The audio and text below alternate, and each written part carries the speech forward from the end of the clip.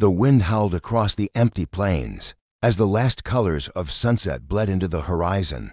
Inside a small wooden cabin nestled in the heart of nowhere, Sarah Whitmore stirred a pot of soup over the fire. The widow's daughter had learned long ago that life in the wilderness didn't pause for grief. It only hardened you, shaped you, made you fight for every sunrise.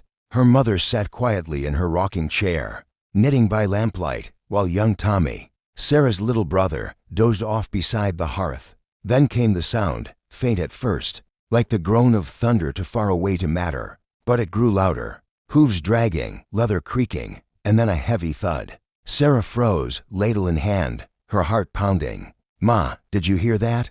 she whispered. The old woman nodded, eyes narrowing with that instinct only a frontier mother possessed. Sarah grabbed the lantern, stepped onto the porch, and the evening wind slapped her face with the chill of dust and danger.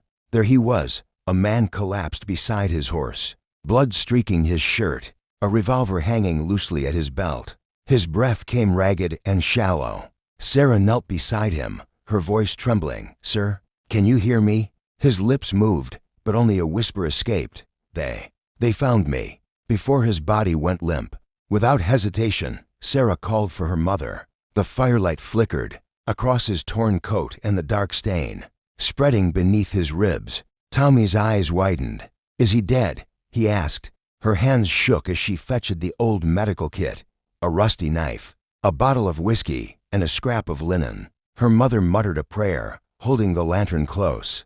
The man groaned, his eyes flickering open just enough to see. Sarah's face hovering above him, dirt-streaked, determined, haloed by firelight. For a moment, his gaze softened, as though he were staring at an angel. The knife gleamed in her hand. She hesitated only for a heartbeat before pressing it against his wound. The man arched in agony, a strangled cry tearing from his throat. Tommy covered his ears. "Hold him steady," Sarah shouted. The old woman obeyed, her grip surprisingly firm. Sweat mixed with blood as Sarah worked, whispering through gritted teeth, "You're not dying here, not tonight." Minutes felt like hours. Finally, the bullet clattered onto the wooden table. Sarah's hands trembled as she poured whiskey over the wound, the liquid hissing against torn flesh. The man's breathing slowed, shallow but steady. She exhaled shakily, wiping her forehead. "He'll live," she said quietly, more to herself than anyone else. Her mother nodded, eyes filled with weary pride. Inside that humble cabin, 3 strangers' lives had just entwined, bound by blood, mercy, and a fate none of them yet understood. Hours passed before the man stirred again. The fire had burned low, throwing soft embers against the cabin walls. When the sound of a hoarse whisper broke the silence, she jolted upright. "Where am I?" "You're safe," Sarah said, reaching for the lantern. "You're in our home. You were shot. I took the bullet out." The man's eyes, dark and clouded with pain, blinked at her as though trying to make sense of her words. "Why'd you help me?" Sarah hesitated. "Because no one deserves to die alone out there," she murmured. "Not even a stranger." He tried to smile but winced. "Then I owe you my life, miss." "Don't talk," she warned gently. "Save your strength." "What's your name, mister?" The man turned his head slowly toward the boy. "Cole," he whispered. "Cole Maddox." At that name, Sarah's mother stiffened. "Maddox," she repeated, voice sharp with recognition. "You're one of them bounty men, ain't you?" Cole's gaze darkened. "Was," he said quietly. "Not anymore." The air thickened between them, heavy with unspoken stories. Sarah could see the truth behind his eyes, pain, guilt, and something haunted that no medicine could cure. But she didn't ask, not yet. He watched her work, silently. Her sleeves were rolled up, the fire casting gold against her skin, in her eyes, but from survival. "You've done this before," he said softly. Sarah gave a faint, tired smile. "My father was a soldier. Before he passed." Cole nodded slowly. "You got his courage." She looked away, swallowing hard. "Courage doesn't keep food on the table," she said, "but it keeps us alive."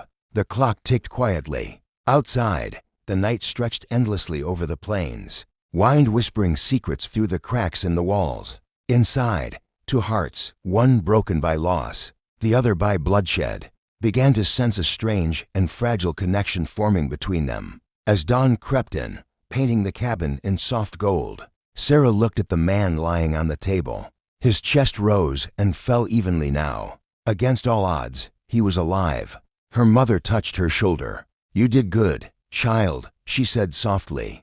"The Lord sees kindness done in silence." Sarah nodded, but her thoughts were elsewhere, on the man who now slept under her roof. A stranger with a gun, a past, and a name that carried weight. She didn't know that saving him tonight would change everything, that love, danger, and destiny were already knocking at her door.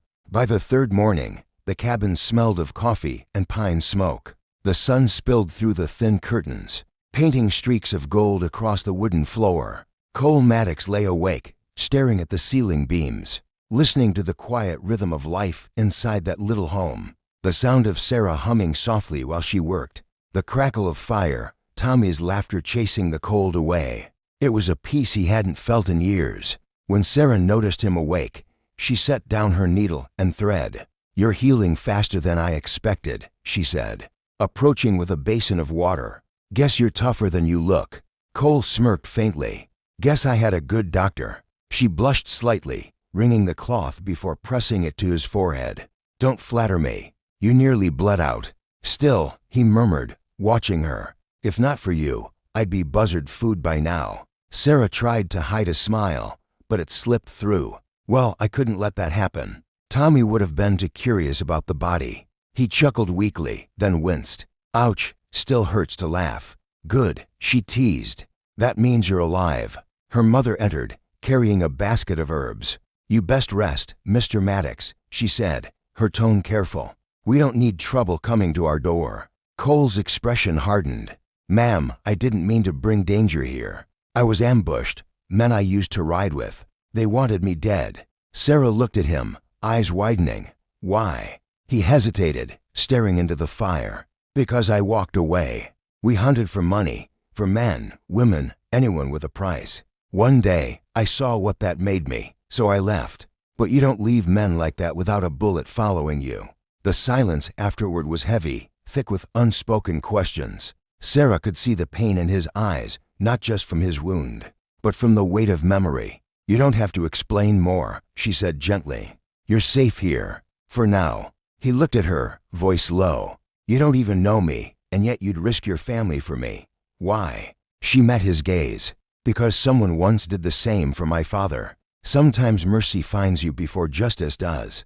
Cole nodded slowly, humbled. "You've got your father's heart, I reckon." Outside, the wind carried the distant call of a hawk. Inside, time seemed to slow. The tension of survival had begun to soften into something quieter and understanding, a connection neither of them dared to name. Later that evening, when Sarah thought he was asleep, she whispered softly while tending the fire, "Whoever you were before, Cole, maybe this time you get to start over." But outside, unseen beyond the fields, a shadow moved, a lone rider watching the cabin from the ridge, smoke curling up into the dusk sky. Trouble was coming, and the peace they had built was about to be tested. The sky had turned crimson by the time Sarah stepped outside to fetch water from the well. The evening breeze carried a stillness that didn't feel right, too quiet, too heavy. She glanced toward the ridge where the sun dipped, low, and thought she saw movement, a flicker of shadow against the dying light. Her heart clenched. "Probably just the wind," she whispered, though even she didn't believe it. He'd seen that same unease in soldiers' faces, the instinct before danger. "Sarah," he called softly, gripping the edge of the table. "Lock the door." She frowned. "Why?" "Because they found me," he said grimly, "and they won't leave until they finish what they started."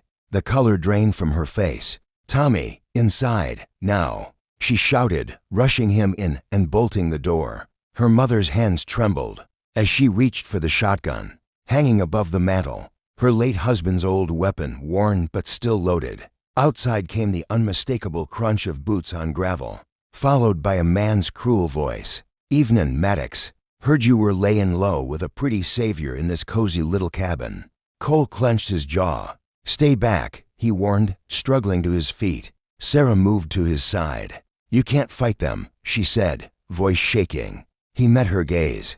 "Then I'll die trying. I won't let them hurt you." The door shuddered as a boot slammed against it. Tommy whimpered, clutching his mother's dress. Sarah raised the shotgun, heart pounding. One more step, and I swear. A gunshot cracked through the night, shattering the window. Glass rained across the floor. Sarah fired blindly into the dark, the blast echoing into the hills. A scream followed. One of the men had fallen. "Sarah, get down." His body moved on instinct, grabbing the revolver from the table despite the pain in his side. He fired twice through the window. Silence. Then, only the sound of the wind again. When it was over, Sarah's hands were shaking. Smoke curled through the air, the smell of gunpowder sharp and bitter. Cole's chest heaved, sweat beading his forehead.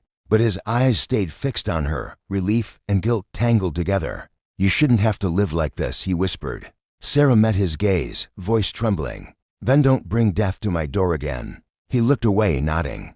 "I promise." But promises in the wild were fragile things, and as the moon rose over the quiet cabin, both of them knew that fate wasn't finished with them yet.